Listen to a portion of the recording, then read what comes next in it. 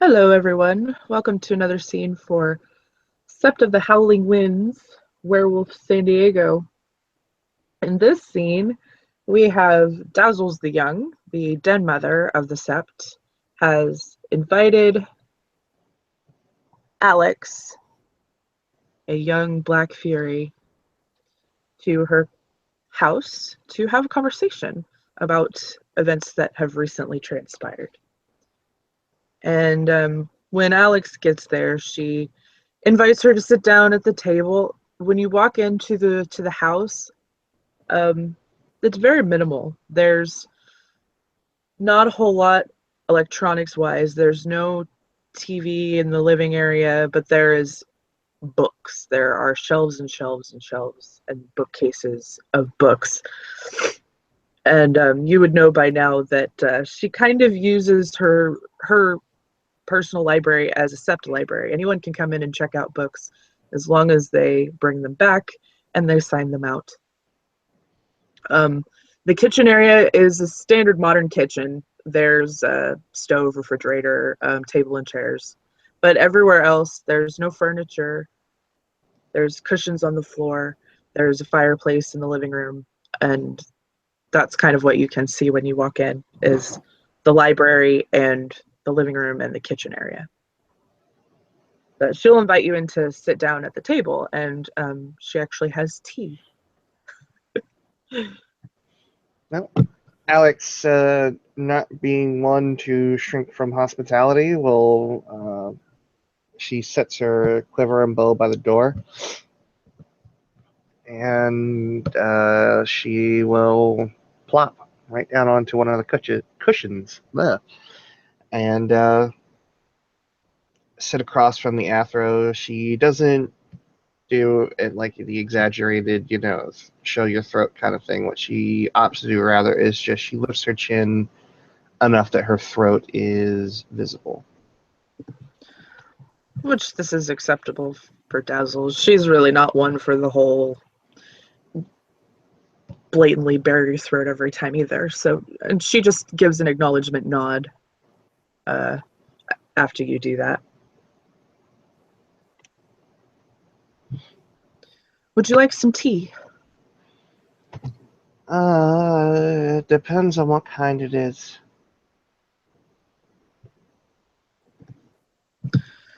Oh, out of character, I don't know much about tea, but it's probably something relaxing. She shrugs Say, and she'll mull it over, and if it's something like jasmine tea, she seems to find that agreeable. So she'll. yeah, it would be jasmine, chamomile, Earl Grey, something like that. Okay, so yeah, if it's jasmine, then yeah, she definitely goes for it. She's not a huge All right, fan cool. of many of the other flavors. Okay, jasmine tea it is. Um, so she will pour you a cup and hand it to you. And So, she'll take it uh, and add a bit of honey to it and start mhm. and take a sip. Yeah, she sits down like this whole. There's everything that you could ever want or need for tea. There's um, what we call cookies or what in the English call biscuits on the tray as well that she sets down in between the two of them. So anyway, she will get her own cup and do much the same. She'll put a little honey in it, stir it up, take a sip, set it down. Do you know why I've invited you here today? I have my suspicions, but I don't like to assume anything. She smiles. I can appreciate that. There was an incident with the kinfolk girl, Desiree, right before she left the sept. Mm-hmm. You were involved. Mm-hmm. Tell me, what was your motivation?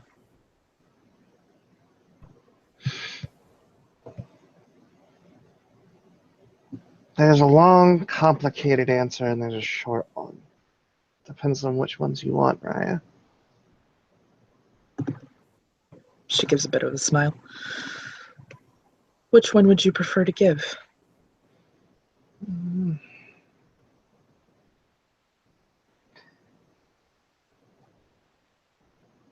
I suppose an amalgamation of the two.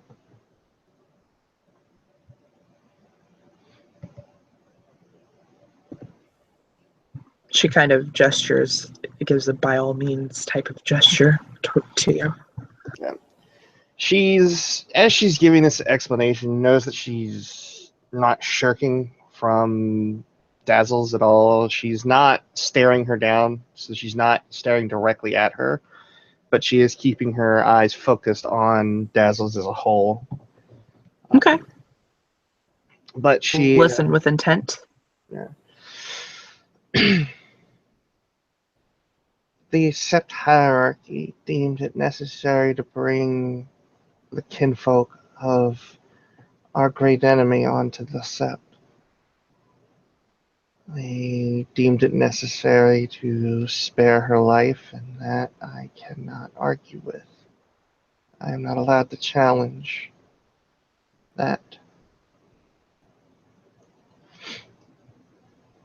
However, the kinfolk in question is perhaps the greatest security risk I've ever seen on any sept, and I have visited several in my young years. That spiral kin, she should have been killed before she was ever brought on the sept grounds. If she had information, and she wished to share it to help out Gaia's cause, that's commendable. And in that case, she would have earned herself a merciful death, one where she felt no pain, and one where she would have known that her actions didn't go unnoticed. And Alex sort of chews on her lower lip a bit, and then takes a sip out of the cup and sets it back down.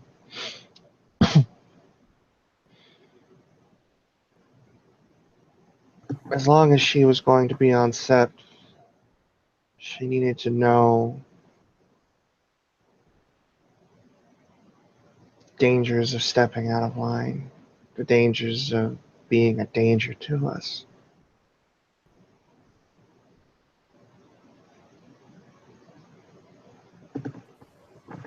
And how did she step out of line? She didn't. She raises an eyebrow.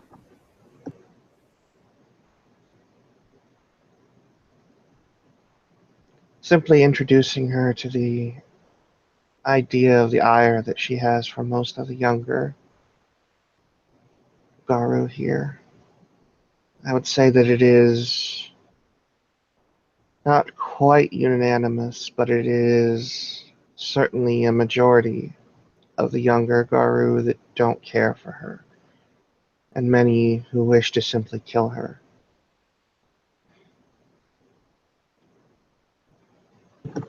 By She demonstrating nods. this without actually striking her or injuring her, I think there's enough fear put in her that she won't do something foolish in front of the lupus or the other child of Gaia Galliard or any of the others that would simply tear her apart with the slightest provocation.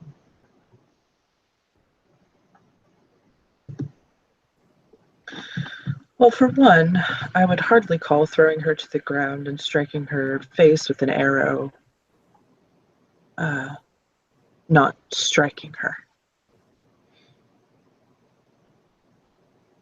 For two, I understand where you're coming from. I used to be like you. believe it or not. I used to have instant hatred for anyone of the spirals, anyone of the worm taint. But then I had an experience. Led me to a different perspective. The black spiral kin, while most, they don't have a choice. They are groomed from birth to be the way that they are. There are some that accept it willingly, there are some that don't. I believe that everyone deserves a chance at redemption if they wish it.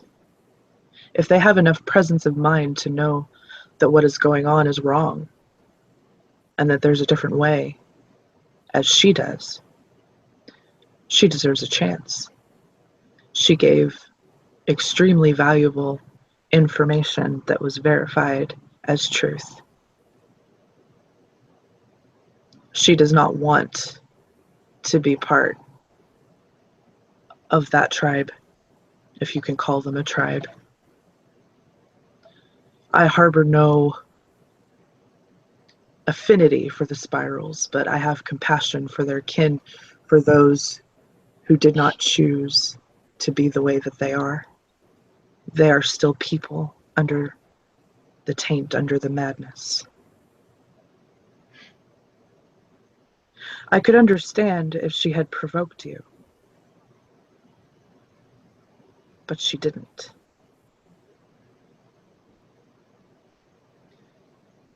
You have to Alex stop doesn't say and remember. anything, but she does seem to be thinking at that point. You have to stop and remember that our kin are still people, worthy of respect. Yes, they do a lot of things for us. They are there for our use, to further our lines, to do our dirty work, but they are still people and worthy of respect. Desiree, while she has already been tainted by the black spirals, she doesn't want to go down that path. She does not want to be part of them. She has already been separated from their totem. You cannot. So the only thing wrong with her is that she still has taint. The only way to reverse that is to wait to see if she changes. There is a way to redeem her if that happens. I believe that it will. Several of us believe that it will. But we are leaving it up to the Philodoxes of the Sept to finalize her fate.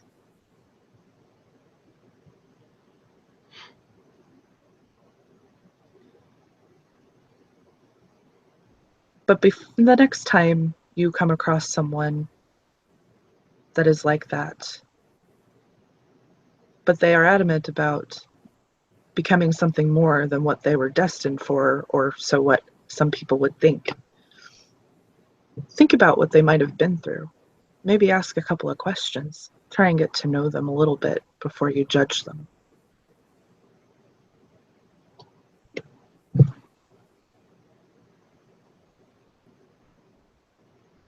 Alex takes another sip of tea, and then she looks up. You seem to think that I acted without reason or conscious thought into it?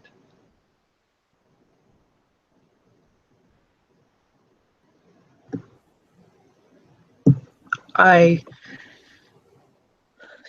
think that you acted on just pure blind hatred. You didn't want to try and see her as something different. I can understand the plight that there can have to face. I've heard the tales of what captured kinfolk have been through, what captured Garu have been through.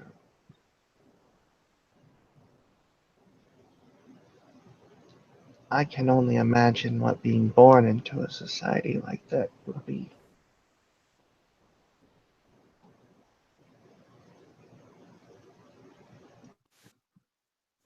But if you think that I don't understand their plight, I think you underestimate me, Raya.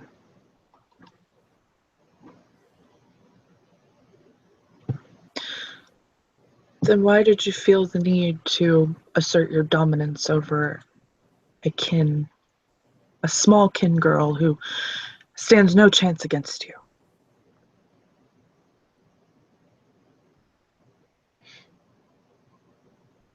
That fear, until you took her off Sept, was probably the only thing that would have Yes, kept she her was never safe. to remain on Sept. We weren't under that. She was never to. We never understood that. No one ever communicated that to us. As far as we knew, she was there until someone said otherwise. Oh, she was. She was here to heal.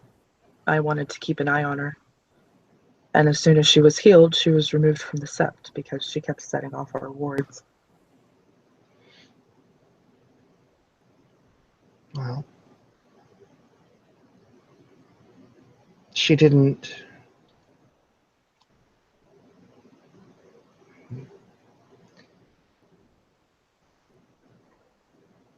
That gentle thrashing that she received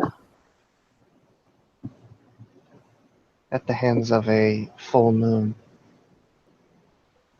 was a nice caution for her. And had she remained here, would have been a nice reminder for her in case she thought about speaking or running afoul of any of the other non progressive Garu.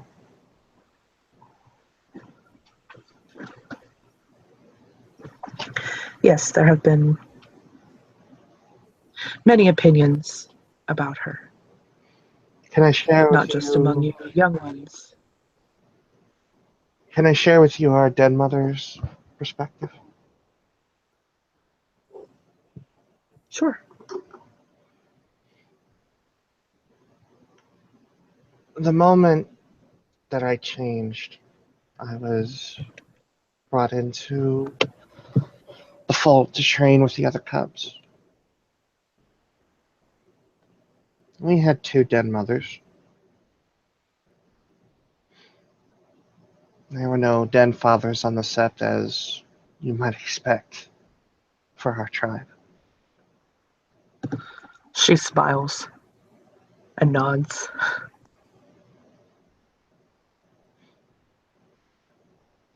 One was an older,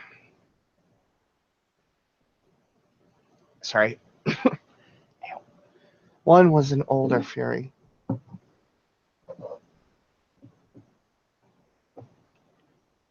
She had a deed name, but we mostly referred to her as Nanny.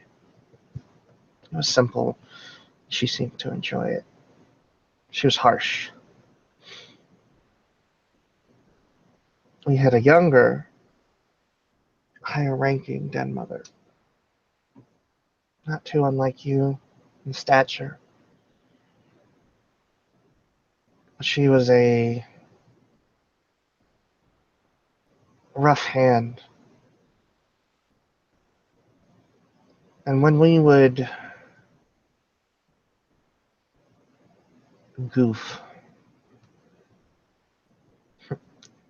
and she sort of smiles, and seriously goof, not your average, everyday fuck up, but the kind that cause a serious problem, offending a spirit, forgetting to have yourself cleansed before stepping on set ground, those types of transgressions. There was really only one way to be dealt with.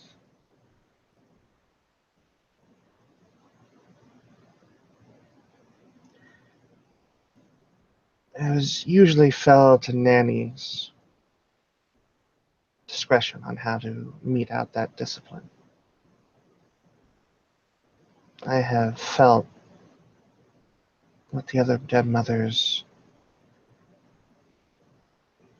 punishment was like, and it was harsh. And I didn't understand Nanny's words until that point. Nanny used to say, I will beat you hard, so she does not beat you still harder.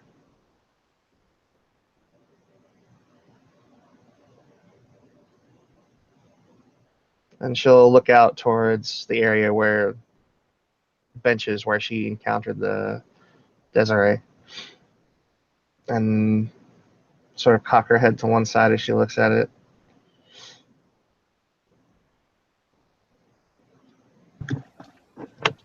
It's a lesson. That kinfolk was She'll taught. nod. And if she had stayed here longer than she did, I think it would have saved her from being actually injured.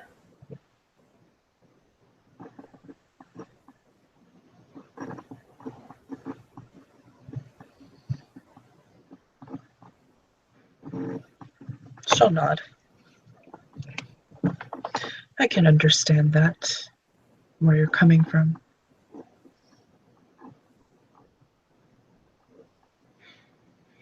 But I understand that your Sep's ways are not mine, and if you wish it, she simply shrugs and she'll hold up both wrists in front of her, sort of together as though she were to be shackled.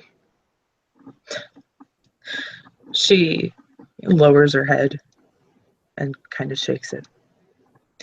I will not see you punished for this. I know your reasonings. Your reasons are valid.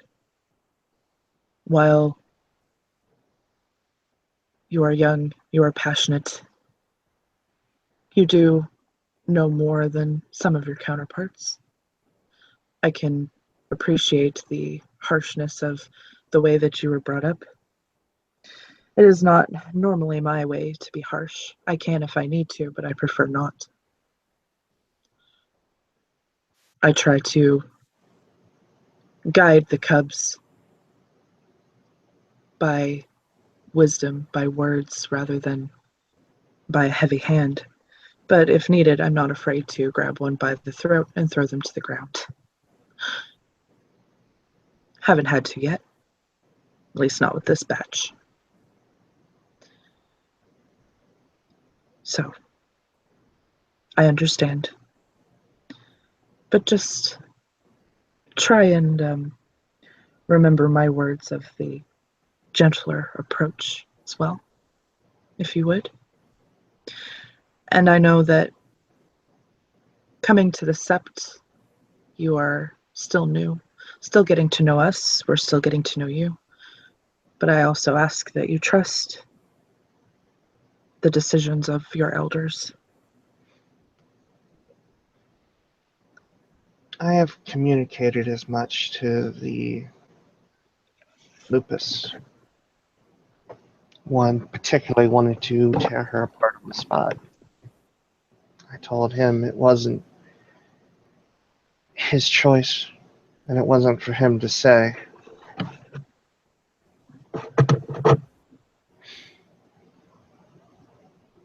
But all the same, But Raya, do not.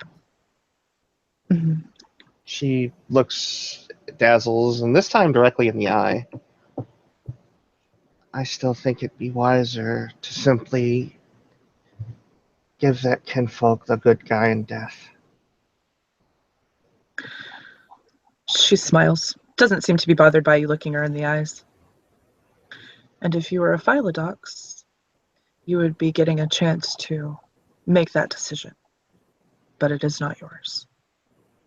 At that point, she smiles with a smirk and just kind of gives a chuffing laugh. Or not even a chuffing laugh, just kind of a chuckle.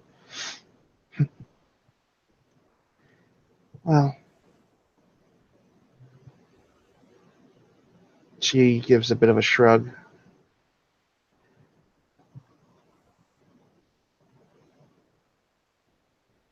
I'm simply the one that's handed the saw when it comes to such things. And we'll need that soon. Believe me. There was one that was after her that got away. They might come looking for her soon. So we need to be prepared for some sort of attack. You're not the warder, though. I would ask perhaps that you put in a request on my behalf. I could do that. If any of them have connections with any Fury set in the area, a quiver of silver arrows would be very useful. I will speak with them and see what we can come up with. She smiles. And she extends out her hand as a token of, I won't necessarily say friendship, but respect.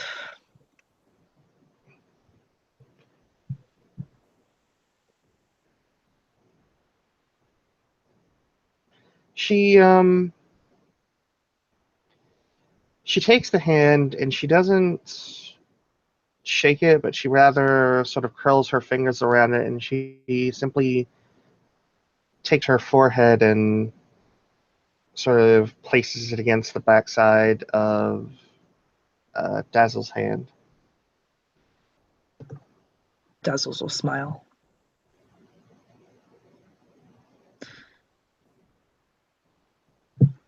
Thank you for coming to see me. Don't be afraid to come back if you ever need to talk, or if you need a book. Let the others know that my door is always open. I'm not just here for the cubs. She nods and she'll stand up, and as she's putting on the quiver and the bow again, she stops just before opening the door, and she'll sort of sidelong look over her shoulder.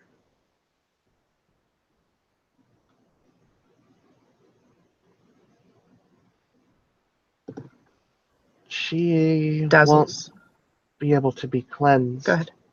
without her shifting, changing. That's all right.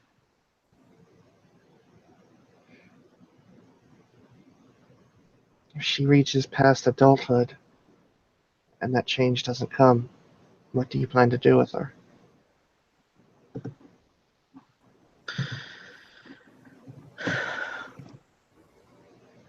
The Philodoxes will decide if she gets a chance to change.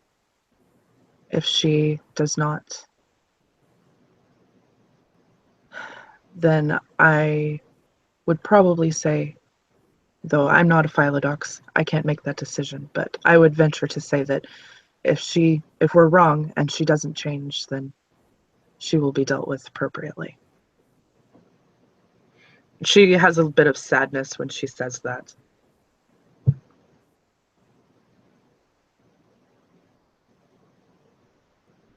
You may think me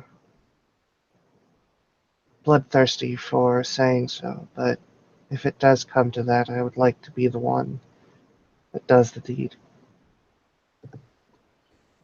She nods. I'll see what we can do. And she will open the door and step out and go on about her business.